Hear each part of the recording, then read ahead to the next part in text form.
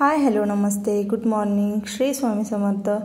सगळेजण कसे आहात? तर कसे आहात सगळेजण? आय होप तुम्ही सगळे छान असाल। आम्ही पण खूप छान आहोत सगळे।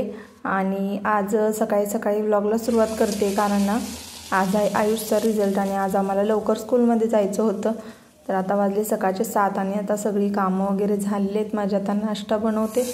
आज नाश्त्याला होता मेदू वडा किंवा उडीद वडा म्हणू शकता, चटणी सोबत मी बनवला होता। आणि आता आयुषला आणि आधीला गरम गरम दिले कारण त्यांना खायला थोडासा वेळ लागतो म्हणून मग त्यांना आधी दिला। तर आताच फौजा आलेले आहेत आणि ते पण आवरत आहेत त्यांचं। आणि आता आयुष आणि आधी तयार झालेत, मी पण तयार झाले। आता फक्त फौजी तयार झाले की नाश्ता करणार आम्ही आणि पूजा करून देवपूजा करायची अजून। आणि त्याच्यानंतर मग आम्ही जाणार स्कूलमध्ये। आज रिझल्ट आहे आयुषचा। मध्ये पकले ना व्यवस्थित नाश्ता करून घेतो, आवरून घेतो सगळं आणि मग ब्लॉग कंटिन्यू करतो। बघू शकता किती स्पंज झालाय आणि दुप्पट फुगलाय। छान झालाय आयुष? वाव छान। आधी छान आहे, आधी छान आहे, छान आहे। बॅटर मस्त फुगले।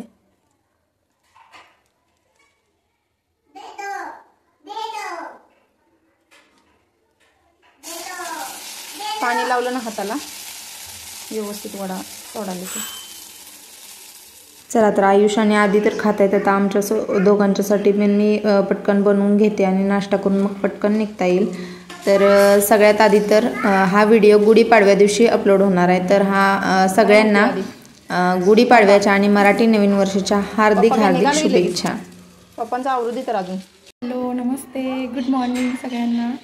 तर आज आहे शनिवार 29 मार्च आणि आज आहे आयुषचा रिझल्ट। आम्ही चाललोय स्कूलमध्ये। हाय आयुष। हाय। आधीला हाय असं घेऊन चाललोय आम्ही। तयार केलं नाही त्याला। चला आता आम्ही स्कूलमध्ये जाऊन येतो आणि मग गाडी पुसायला लागलाय आयुष आमचा। आयुष पुस पुस। माझी फेवरेट गाडी तू जाणार आहे ना? जाणार आहे हा रे सोनू। लक्षात राहते आमच्या आयुष। बाईक विकायची आमची स्कूलमध्ये। रिझल्ट घेतो।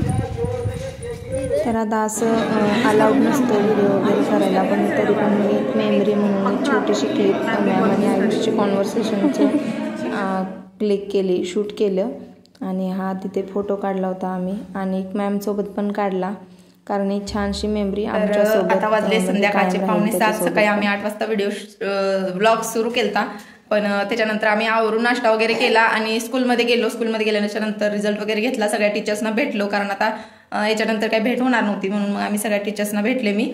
आणि त्याच्यानंतर ना घरी आलो, घरी आल्याच्या नंतर जेवण वगैरे केलं आणि टीव्ही काढलाय, वॉल पूर्ण रिकामी दिसायला लागल्या। तर टीव्ही फौजीने आधीच पॅक केलाय, भरपूर दिवस झाले, मला वाटते 15-20 दिवसापेक्षा जास्तच झालं असेल। आयुषच्या एक्झामच्या आधीच काढलेला आहे टीव्ही, तर कारण तुम्हाला समजलंच असेल। तर चला म्हणजे ना तो एकदा मोबाईल किंवा टीव्ही मग जास्त बघायला लागला की बघतोच तो, मग अभ्यास करत नाही म्हणून।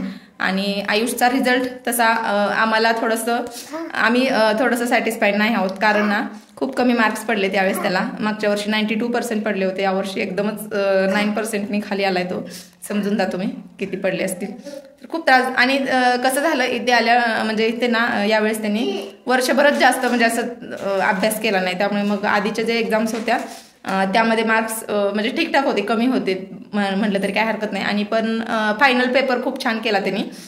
फायनल पेपरमध्ये सगळ्यात आउटस्टँडिंग मार्क्स आहेत, पण ओव्हरऑल पर्सेंटेज काढतात। त्यामुळे मग वर्षभराचे जे पण एक्झाम टेस्ट झालेल्या SA असेल, FA1 FA2 FA4 पर्यंत असतात, म्हणजे 4 युनिट टेस्ट असतात आणि एक हाफ इयरली आणि परत फायनल एवढ्या एक्झामचं ते असतं सगळं। मग ते ओव्हरऑल पर्सेंटेजमुळं थोडीशी पर्सेंटेज कमी आली त्याची, कारण मागच्या एक्झाममध्ये त्यांनी दोन एक्झाममध्ये थोडासा गोंधळ घातलेला होता।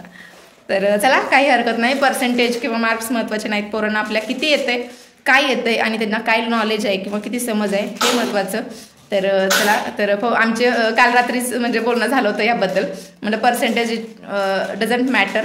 तर मुलांना काय येतं हे महत्त्वाचं आहे, मुलांना वळण कसं आहे किंवा किती नॉलेज आहे हे महत्त्वाचं आहे। तर चला आता मी बाहेर जाऊन आले, गुढीचं सामान आणायचं होतं, थोडंसं नारळ वगैरे आणायचं होता.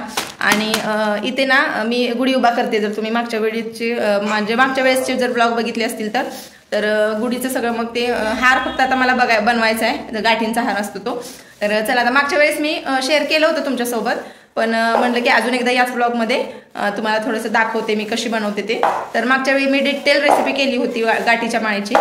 तर चला आता, आणि मी गुळ आणलाय, आधीला गुळ खायचा तो आवडतो, सगळं सामान विस्कटून टाकलंय.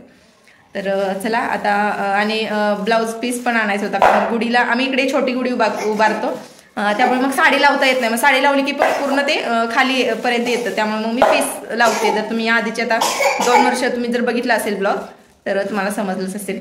तर मग मी पीस पण आता माझ्याकडे नव्हता, कारण साहित्य बऱ्यापैकी साड्या आणि नवीन जे काय आहेत ते सगळे गावाकडे नेऊन ठेवलेले आहेत मी.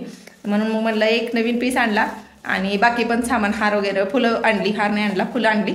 तर चला आता त्याची आता तयारी करून घ्यायची. गाठीची माळ पण बनवायची आहे, कारण सकाळी होणार नाही, कारण सकाळी पुरणपोळ्या करायच्या आहेत आणि शेवायची खीर वगैरे ते तर असतंच. तर चला आता हा ब्लॉग मी कंटिन्यू करते. गाठीची माळ बनवते. सगळ्यात आधी किचन क्लीन करून घेते, कारण आपण गुढीसाठी बनवत आहे. तर सगळ्यात आधी मी किचन क्लीन करून घेते आणि मग गाठीचा हार बनवूया. तर रेसिपी अगदी सोपीच आहे.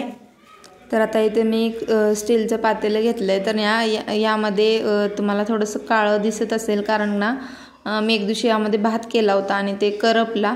आणि स्टीलच्या भांड्यात शक्यतो किती पण जाड असलं तर थोडंसं ते हेच होतं. तर चला आता रेसिपीला सुरुवात करूया. पातेल्यामध्ये एक छोटी वाटी साखर घेतली, आणि जेवढी साखर आहे त्याच्या निम्म्यापेक्षा थोडंसं कमी पाणी घ्यायचं, आणि लो टू मीडियम हीटवर व्यवस्थित ह्याला आपल्याला आता हलवून साखर विरघळवून घ्यायचे.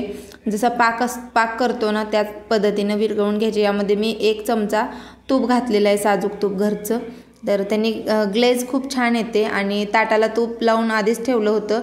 आणि डिटेल रेसिपी मी मागच्या वर्षी शूट केली होती, अपलोड केले, म्हणजे तुमच्यासोबत शेअर केले. त्यामुळे मग आता काही मी जास्त म्हणजे काही शूट करत नाही, थोडंफार मी फक्त दाखवते. तर अशा पद्धतीने पहिलं माझं थोडंसं पातळ झालं होतं, त्यामुळे मग अजून थोडंसं मी हे केलं. प्लेटमध्ये घालून बघायचं पाक केल्यानंतर, आणि थोडंसं असं घट्ट पाहिजे. चला आता ही दुसऱ्यांदा बनवलेली गाठी माझी परफेक्ट बनलेली आहे. तर हा व्हिडिओ जर तुम्हाला आवडला असेल तर प्लीज लाईक करा, शेअर करा, कमेंट करा, आणि सबस्क्राईब करायला विसरू नका. Thanks for watching.